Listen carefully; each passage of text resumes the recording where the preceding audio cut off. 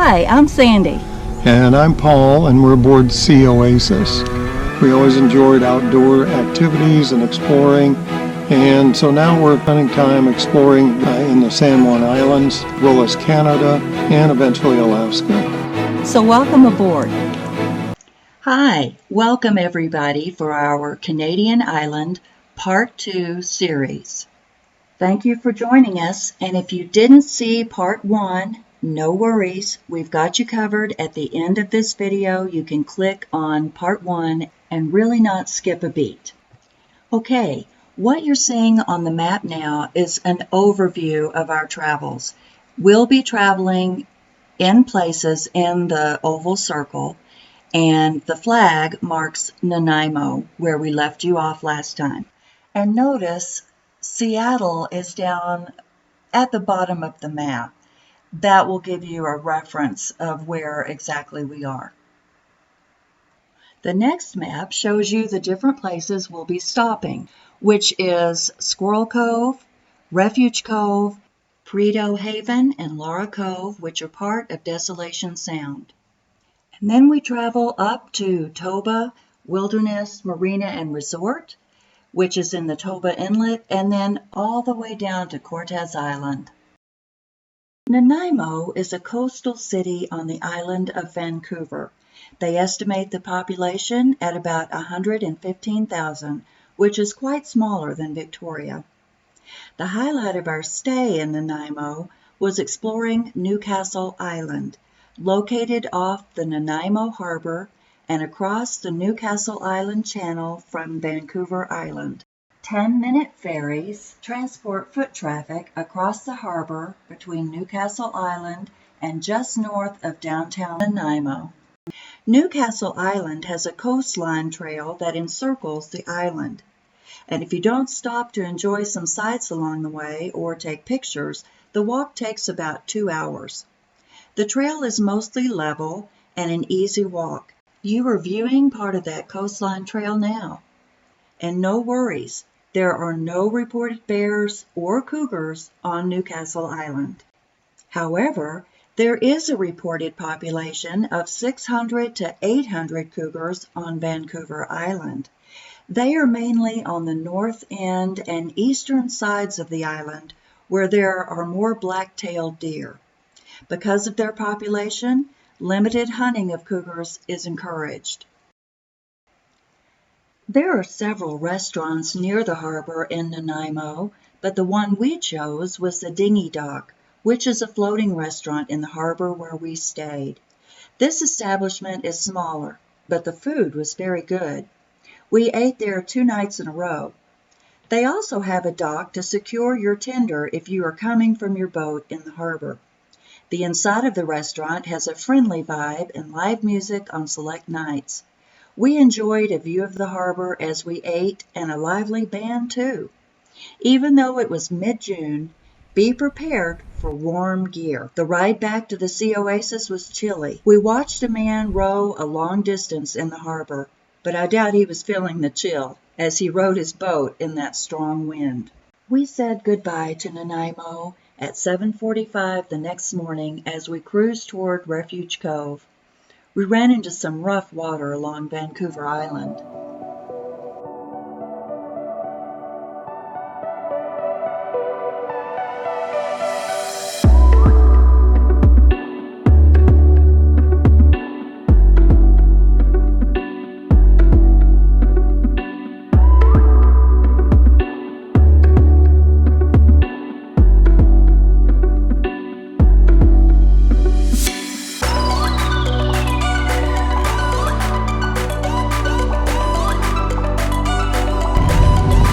We are approaching Refuge Cove.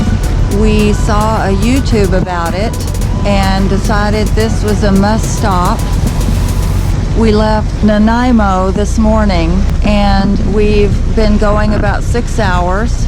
Paul doing most of the driving. Glad to be here. What a pretty place. Look how blue the water is.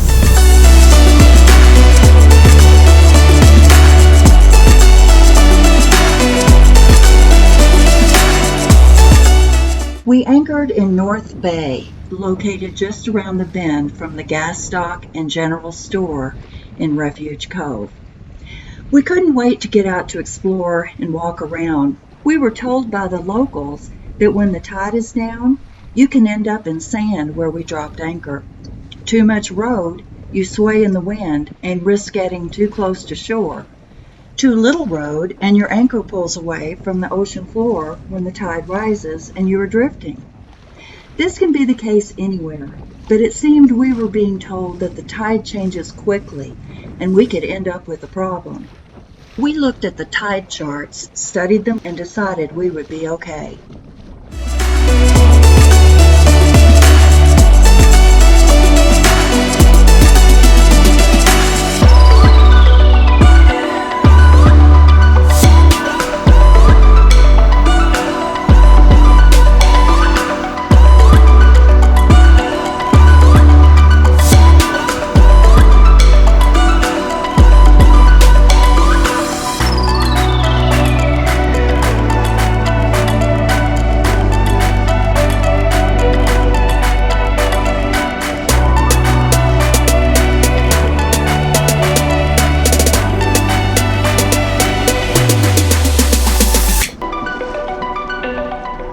The general store in Refuge Cove opened in 1918. Back then, the store was named the Donnelly Trading Company and run by Robert Donnelly. It was a fish buying station that sold groceries, kerosene, gas, and oil and hardware. Later, a post office added to the building increased the square footage. Now, adjacent to the store, they have a book sharing building. I was surprised at the amount of books they had in it. Quite a nice library, actually. Some are for purchase, some are to borrow, and some are free. Somehow I always lose track of time in a room full of books, so Paul was patiently waiting for me. In the 1920s, Refuge Cove earned the title Social Center of the Sound, as settlers from all around would converge on Refuge Cove for the Saturday night dances held in the dance hall behind the general store. Sunday mornings, the Union steamship would arrive with the week's mail, and residents would gather around in anticipation of receiving their mail and supplies. By now, the population was 200 people. The 2016 census puts the population at 6. The store has stayed open by servicing the many recreational yachters that flock to Desolation Sound during the summer months. The lady driving the boat in the background here just made me pause. She was probably in her 70s, and everything she did required using her boat and docking it by herself, which she did many times while we were docked outside of her home. The next day is Father's Day. After leaving Refuge Cove, we headed to Squirrel Cove to check it out and add some groceries to our fridge.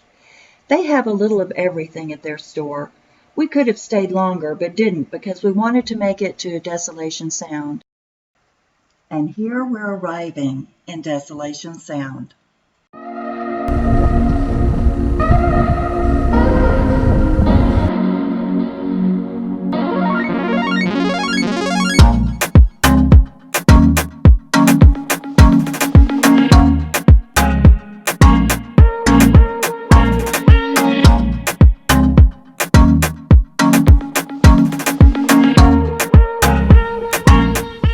We dropped anchor in Prideaux Haven. We were hungry, so we decided to just make dinner and enjoy the view. So as we sit after a nice dinner of stuffed peppers, corn on the cob, cooked on the grill, and baked potatoes, and a dessert of peach and blackberry cobbler, we sit down on our back deck, and this is our $1 million view. If we had a house looking out on this, you can just start counting the money that it would take to purchase it. My, life is good. Let's go right out. Here we are. Where else would we be? And here's a little bit. bit. Little bit. You can't hear a thing. You're like your daddy. Man, I can't, it's unbelievable how warm and actually how hot it is. As we always do, we ended the evening out on the dinghy, checking out the area and saying hello to the other mariners who were out as well.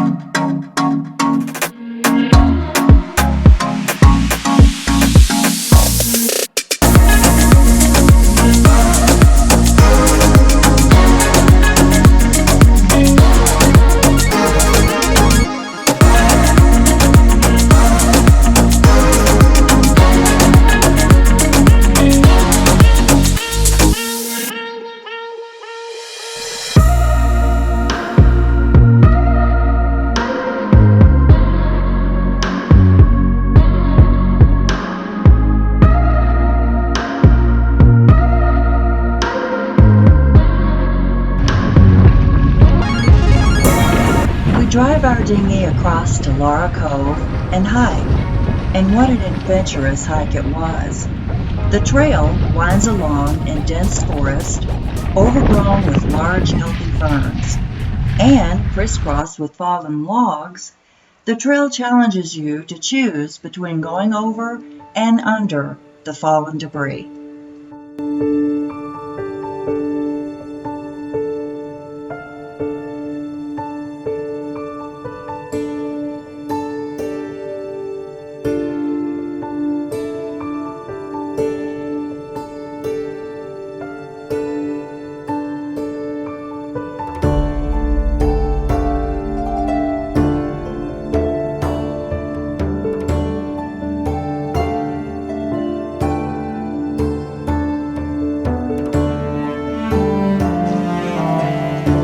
This is pretty cool. It's like we're on a deserted island.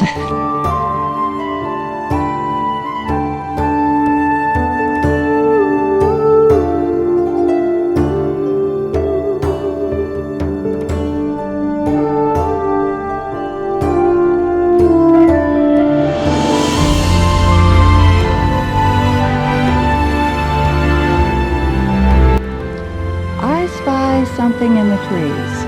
Let's go see what it is. Or is it an old stump?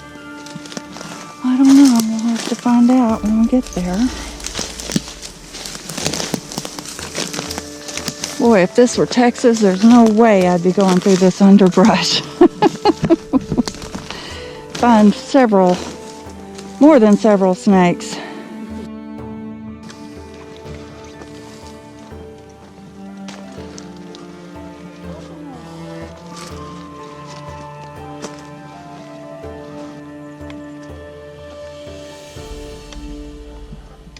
Okay, update. We're still climbing, we're still going, and the good news is we're alive. The second piece of news, which maybe not is good, off in the distance I thought I heard drums of angry people in the clearing of this island. Or maybe it was a woodpecker, you choose. I didn't want our heads to be squarely plopped on a platter like poor John the Baptist, and we decided to go the other way. The most amazing trail I've ever seen, the hidden trail, although you can kind of see it going through, so I guess I'll go. And under, look at this trail. Luckily, I've got Paul ahead and Gracie, of course, forging the trail. Maybe they're just following it. Ooh. Okay, here we go. This is like mounting a horse and unmounting. Now you know how to do that. We have got some interesting animals. Look at that. Kind of looks like a snail house. I'm not sure. Let's proceed.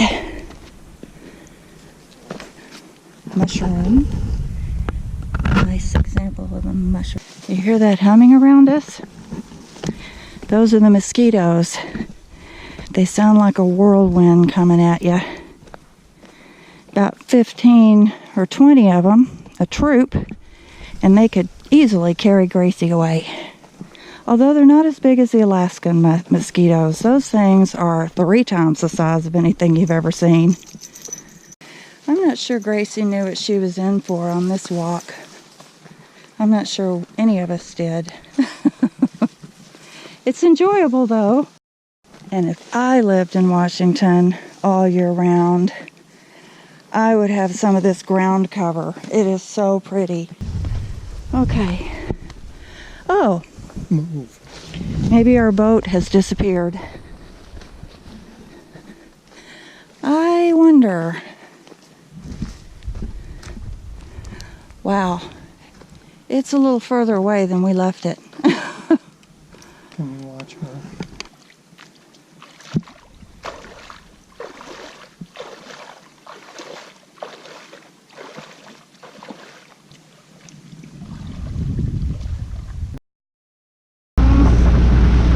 Getting misty now because it's starting to rain. Just sprinkle.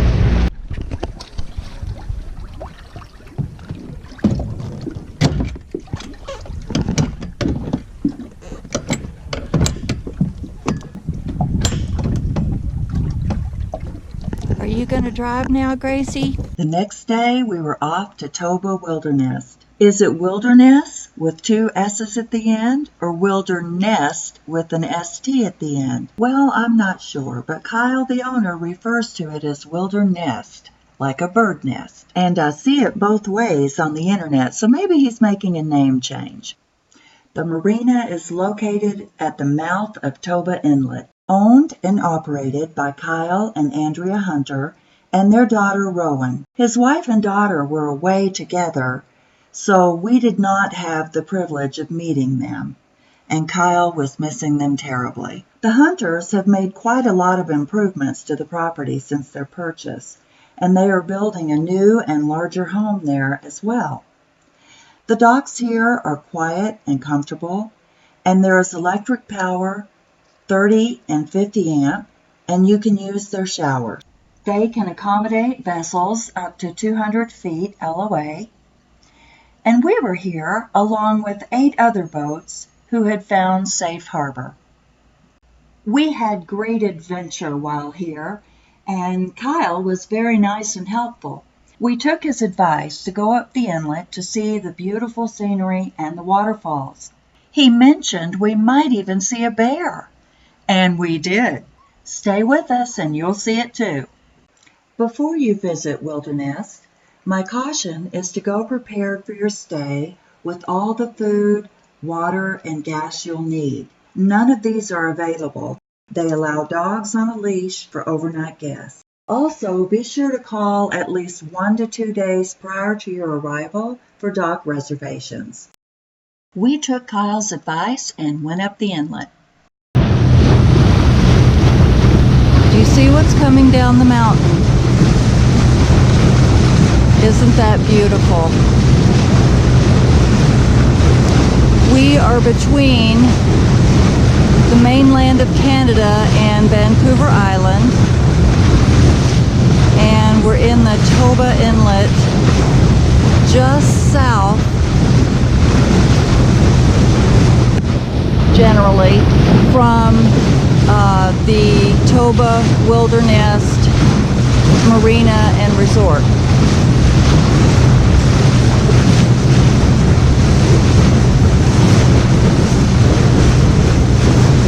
quite beautiful. And the water is so deep here. That's why we can get this close to the shore. It's still in the 200 feet range.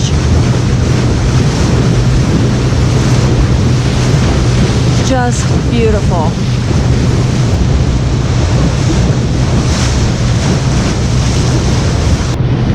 If you've ever wondered what this far north in Canada is like, I hope after seeing this you'll make a trip up here, because I don't think I've ever seen more beautiful surroundings in such a calm ocean.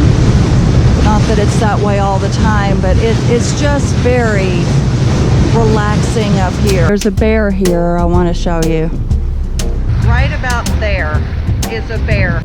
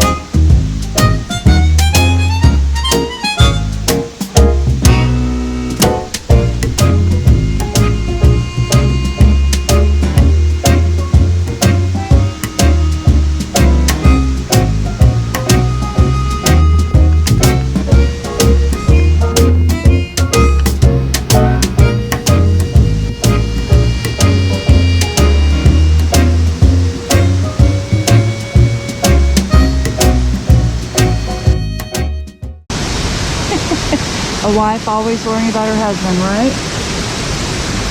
Because they have to go just a little closer where no man has gone.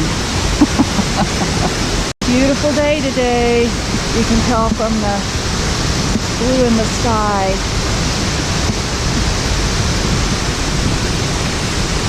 I'm teeter-tottering on a rock here myself. Probably should not look up so high. And here he comes. Okay, I guess I'll climb a little higher, because I don't like to be beaten. I'm not real competitive, but somewhat. If he can do it, I can do it, right? Not always. Who am I kidding? Okay, now he's just getting crazy. Looks like I'm going to be driving the boat back to Prideaux Harbor.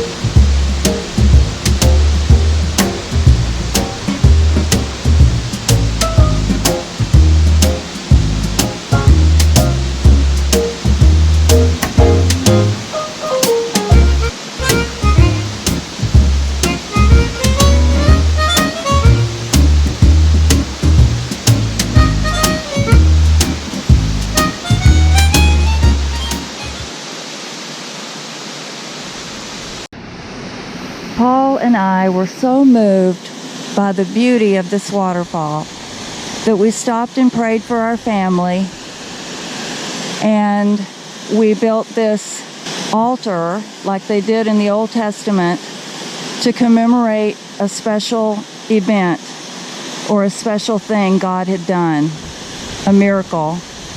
And we consider our 38 years of marriage and all that's gone on in that time filled with God's blessing.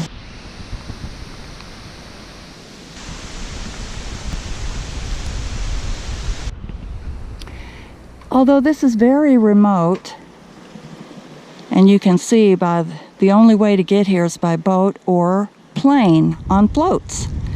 And Kenmore Air does provide service here once a day, I think. They picked somebody up yesterday and were extremely late. And today they're a little early, but it looks like he's getting ready to take off. In Alaska, we saw this all the time. In fact, Paul flew these out in the bush of Alaska early in our marriage and before we were married. So this is a common sight up there, and apparently it's pretty common in all of Washington and Canada on the ocean sides.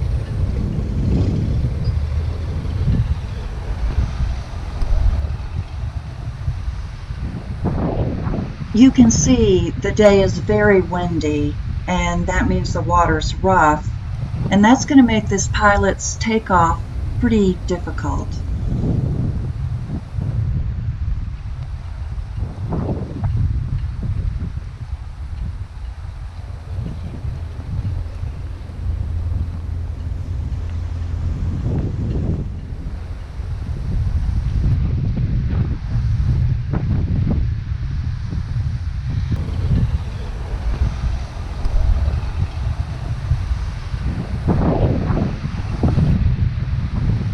As I watched the Cessna 180 speed toward takeoff, it finally lifted off the water, but it didn't look right. It appeared the plane was too heavy and couldn't take off, and I couldn't take my eyes off of it. I knew the couple on the dock had just loaded their grandson in that plane. I'm also noticing the grandfather on the dock also has a sharp eye on the plane, which struggled to lift in the high winds and the rough sea. It was a harrowing few seconds as I stood helplessly watching. And he's off. I sound so confident, but moments ago, my heart was pounding from concern. The next day, we awake to quiet winds and rippling waters.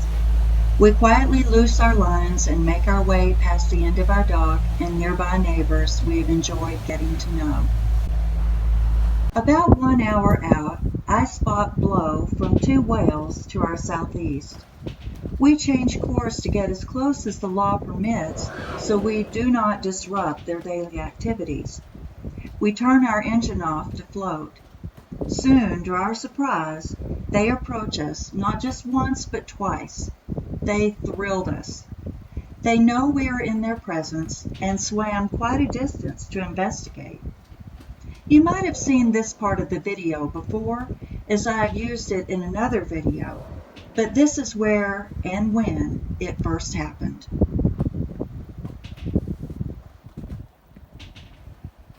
And then we arrived to our destination of Gorge Harbor at Cortes Island. Here they have a store to reprovision and do laundry. The harbor has very nice facilities. You'll find the Float House restaurant. We enjoyed our stay here and we plan to come back.